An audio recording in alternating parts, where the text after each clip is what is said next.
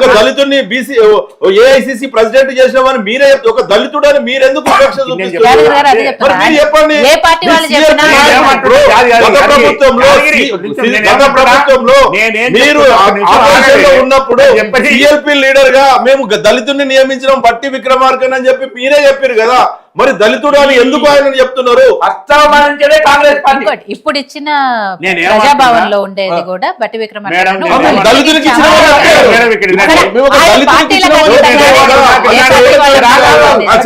నేను చెప్తున్నాను. నేనేమంటున్నా, ఈ పదము ప్రత్యేకించి ఎవరు ఉటంకించినా అది వివక్షతనే. మీరు ఉటంకించొద్దు అట్లా. నీ మనసులో పెట్టుకుని ఇచ్చుకో, కానీ బయటికి చెప్పడంలోనే వివక్షత ఉంటది. అది ఏ పార్టీ అయినా సరే, ఎనీ పర్సన్. సతీష్ మాదేకి ఇచ్చిన మేము ఒక దళితుడని ఒక మాదే కులస్తుని అనంటే నేను ఎలిజిబుల్ కాదా అంటే నీకు ఏం ఎలిజిబుల్ ఉన్నట్టు నీ పేరు చెప్పుకోరు. నీ పేరు చెప్పినప్పుడు నేను ఒక రెడ్డికి కింది స్థాయిలో ఉన్న రెడ్డికి ఇచ్చిన చెప్పు, లేకపోతే ఇంకొక బీసీకి ఇచ్చిన కింది స్థాయిని కానీ చెప్పు. నీ చెప్పడంలోనే ఏ పార్టీ అయినా సరే చెప్పడంలోనే వివక్షత ఉంది మేడం. అది నా వాదన. అట్లా చెప్పొద్దు. ఇవాళ ఎలిజిబిలిటీ చూసుకొని ఇయ్యే, కానీ దాన్ని చెప్పుకొని క్యాచ్ చేసుకోవాలని ప్రయత్నం చేస్తే మాత్రం తప్పది, వివక్షత. రామిరెడ్డి గారు, ఇక్కడ కేంద్రంలో కూడా ఏదైతే కేంద్రం కోర్టులో ఉంది కాబట్టి 42% రిజర్వేషన్ ఇందాక స్థానిక ఎలక్షన్లోనే కాదు, ఎందుకు అసెంబ్లీలో ఇవ్వరు, ఎందుకు పార్లమెంట్లో ఇవ్వరు, దీని మీద కేంద్రం ఎందుకు ఒక నిర్ణయం తీసుకోలేకపోతుందని. ఏదైతే 50% స్లాబ్ సిస్టమ్ కూడా ఉందో అదైతే ఏంటి కదా, అప్పుడు అందరికీ న్యాయం జరుగుతుంది అని. దీని విషయంలో దేశవ్యాప్తంగా చర్చ జరగాలి. పార్లమెంట్లో కానీ అసెంబ్లీలో కానీ చట్టం చేసే ముందు పార్టీలు సొంతంగా వాళ్ళ పార్టీలో నిర్ణయం తీసుకొని ముందుకు పోతే సక్సెస్ అవుతుంది. కాంగ్రెస్ పార్టీ మేము రేపు అధికారంలోకి వస్తే దేశ ప్రధానిని బీసీని చేస్తాము లేదా మల్లికార్జున ఖర్గే చేస్తామని వాళ్ళు ఓపెన్ గా చెప్తే ఆ పార్టీకి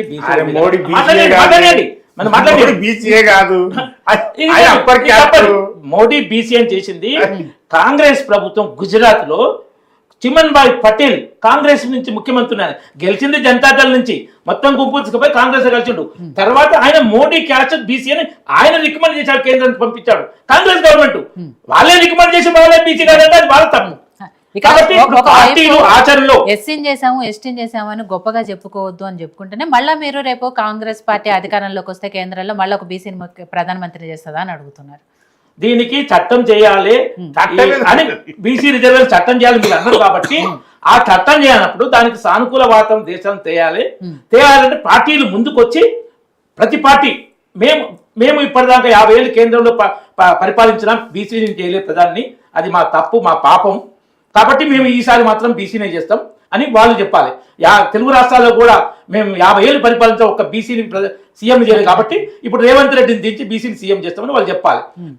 బీఆర్ఎస్ పార్టీ 42% ఫుల్ సపోర్ట్ ఉంది. వాళ్ళు కూడా మేము బీఆర్ఎస్ అధ్యక్ష పదవి బీసీకి ఇస్తాం, రేపు భవిష్యత్తులో గెలిస్తే మేము ఇంతకుముందు దళిత తొలి ముఖ్యమంత్రి మేము మోసం చేసినాం, ఇప్పుడు మాత్రం తప్పకుండా దళితున్నో బీసీనో చేస్తాం వాళ్ళు చెప్పాలి.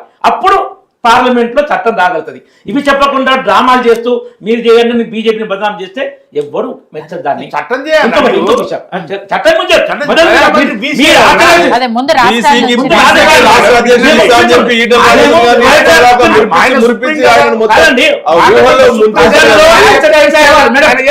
ప్రజల్లో యాక్సెప్టెన్స్ తేవాలి. అంబేద్కర్ గారికి పార్లమెంట్ లో బోర్డు అది ఫోటో పెట్టి అవార్డు ఇచ్చి ప్రదానం చేసిన అంబేద్కర్ గారికి ఎస్సీ నాయకుడు కాదు మొత్తం జాతీయ నాయకుడు బీజేపీ రామజన్మ ఉద్యమం తర్వాత బీజేపీ ద్వారా అయింది. ఎందుకంటే అట్లా ఒక పార్లమెంట్ లో ఫోటో పెట్టడం భారతరత్న అవార్డు ఇవ్వడం దాని ద్వారా యాక్సెప్టెన్స్. అలా ఇక్కడ ఆయన అర్హుడు కదా, భారత రాజ్యాంగ నిర్మాత కదా. నేను ఆయనను ఈ కులం చెప్పలేదండి, అంబేద్కర్ గారే అన్న కులం చెప్పలేదని ఈ ప్రతిదాన్ని తప్పట్టదు. ఇంకొకటి ఇప్పుడు కాంగ్రెస్ పార్టీ బీసీల గురించి ఇంత జపం చేస్తుంది కదా, నిన్ననే కర్ణాటక ముఖ్యమంత్రి బీసీ ఆయన పోతే అపాయింట్మెంట్ ఇవ్వలేదు రాహుల్ గాంధీ ముఖ్యమంత్రి అరే నువ్వు బీసీ ఎంత వివక్ష. ఇక్కడ రేవంత్ రెడ్డి గారు కూడా చాలా సార్లు అపాయింట్మెంట్ ఇవ్వలేదన్నారు కదా, అక్కడ ఏం బీసీ రేవంత్ రెడ్డి గారు కూడా చాలా సార్లు అపాయింట్మెంట్ ఇవ్వట్లేదు రాహుల్ గాంధీ గారు అని మీరే మాట్లాడేది. ఇప్పుడు ఫార్వర్డ్ క్యాస్ట్ రిజర్వేషన్ లేదు కదా, బీసీలకు అన్యాయం జరిగింది కదా, ఫార్వర్డ్ క్యాస్ట్ అన్యాయం జరగలే కదా. అందుకే వాళ్ళకు బీసీ ఫార్వర్డ్ క్యాస్ట్ కన్యాలు జరిగితే కదా 10% రిజర్వేషన్ రిజర్వేషన్ వాళ్ళందరికీ ఇప్పుడు మమ్మల్ని మించుకొని పోయారు ఇప్పుడు వాళ్ళు. అందరికీ కదా. అందరికీ అది ఓసీ అదే చెప్తాను. Only OC. చాలా పొరపాటు అభిప్రాయం ఉంది. It is not OC reservation, it is not fast forward cost reservation, it is not Hindus reservation, it is all persons who did, అంటే ఎవరైతే రిజర్వేషన్ కేటగిరీ రారో అందులో పేదలకు, అందులో క్యాస్ట్ మతం కులం మతం ఏమీ లేదు. సో అది ఆ విధంగా ఏంటంటే మీరు నిజంగానే కోరుకుంటే ఫస్ట్ ఇక్కడ సీఎంను మార్చండి, బీసీని చేయండి. రేపు పార్లమెంట్లో మేము అక్కడ గెలిస్తే మేము బీసీనో లేకపోతే సీనియర్ నాయకుడు మల్లికార్జున ఖర్గే ఉంది కదా, మల్లికార్జున ఖర్గేని ప్రైమ్ మినిస్టర్ చేస్తాను అనౌన్స్ చేయండి. నిజంగానే మీకు వాళ్ళు నిజాయితీ ఉంటాయి. అది చేయకుండా ఈ డ్రామాలు వేరే బదనాం చేసి టీఆర్ఎస్ పార్టీ కూడా ఒక బీసీని రాష్ట్ర పార్టీ అధ్యక్షుని చేస్తే ఆ పార్టీకి 40 మీరు ఇప్పుడు నిన్న మొన్న మీకు రాష్ట్ర అధ్యక్షుడు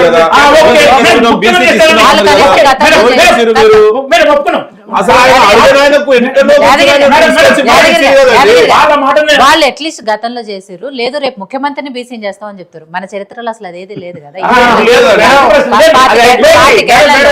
పాతికేళ్లలో ఏ రోజైనా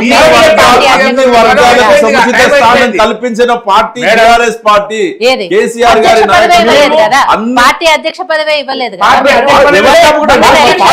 పార్టీ వ్యవస్థాపకుడు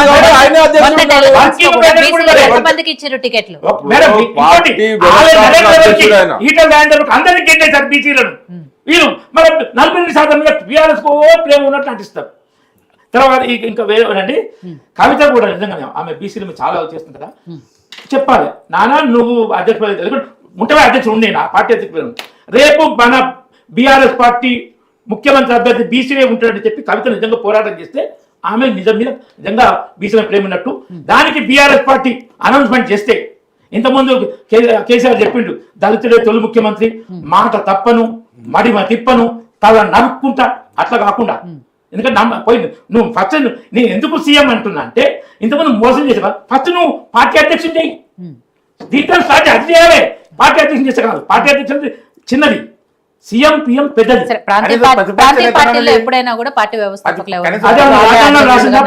రాజ్యాంగంలో మన దగ్గర ఏ రాష్ట్రాల్లో అయినా కూడా అదే నడుస్తుంది, అది జరుగుతుంది. రాజ్యాంగంలో ప్రాంతీయ పార్టీలు కుటుంబంలోనే పెట్టుకోవచ్చు అని రాసిందా?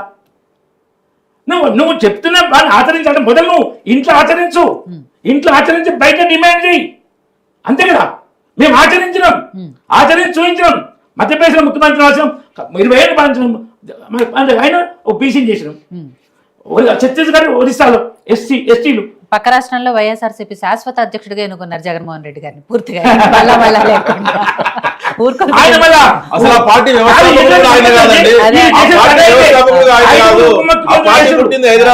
జగన్మోహన్ రెడ్డి డ్రామా చూడండి, ఓ మైనార్టీ ఉప ముఖ్యమంత్రి, ఓ బీసీ ఉప ముఖ్యమంత్రి, ఎస్సీ ఉప ముఖ్యమంత్రి, ఇవన్నీ పదవులు, ఇవన్నీ డమ్మీలను పెట్టి పదవులు ఇచ్చి మేము ఆ సామాజిక శాశ్వత అధ్యక్షుడు మాత్రం ఆయనే ఉంటారు అనేది అదే జీవితకాలం. ఇలా ఈ పార్టీలు, కుటుంబ పార్టీలు, కుల పార్టీలు, ఇవన్నీ ఏంటంటే సామాజిక న్యాయం ఉండేవి వాటి దగ్గర. రాజకీయాల కోసం ఏమైనా డ్రామాలు చేస్తారు. సోనియా గాంధీ కూడా కుటుంబం, అది కూడా కాంగ్రెస్ కూడా సోనియా గాంధీ కుటుంబ పార్టీ. సోనియా గాంధీ కుటుంబం పక్క చేస్తే కాంగ్రెస్ పార్టీ ఉండదు. పోయింది Congress party, original Congress party ఎప్పుడో పోయింది. అది కాంగ్రెస్ పార్టీ కాదు, సోనియా కుటుంబ పార్టీ, ఈ కేసీఆర్ కుటుంబ పార్టీ. సో అట్లా వాళ్ళు బీజేపీలో ఏ ఒక్క అధ్యక్షులు కానీ ప్రైమ్ మినిస్టర్ రిలేషనే ఉండదు. జాతీయ ఎవరికి రిలేషన్ ఉండదు. సిద్ధాంతం, దేశం, ధర్మం, దేశభక్తి అలాగే పనిచేస్తాం. కాబట్టి బీజేపీ అదే కాకుండా ప్రపంచంలో నెంబర్ 1 పార్టీ, నెంబర్ 1 నాయకుడు మోడీ గారు. అయినా నాకు అవార్డు గారు అడిగిందా? 32 దేశాలు అత్యున్నత అవార్డు ఇచ్చిన మోడీ గారికి. ప్రపంచంలో ఏ నాయకుడికి ఇవ్వలే. మొన్న 4 దేశాలు ఇచ్చిన వరుసగా. ఆ దేశాలు గర్వపడ్డాయి.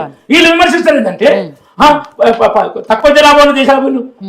ఆఫ్రికా దేశాలు వెనుకబడ్డాయండి. ఆ వెనుకబడి తక్కువనే ఎక్కువ వాళ్ళకు ప్రోత్సాహం ఇవ్వాలి.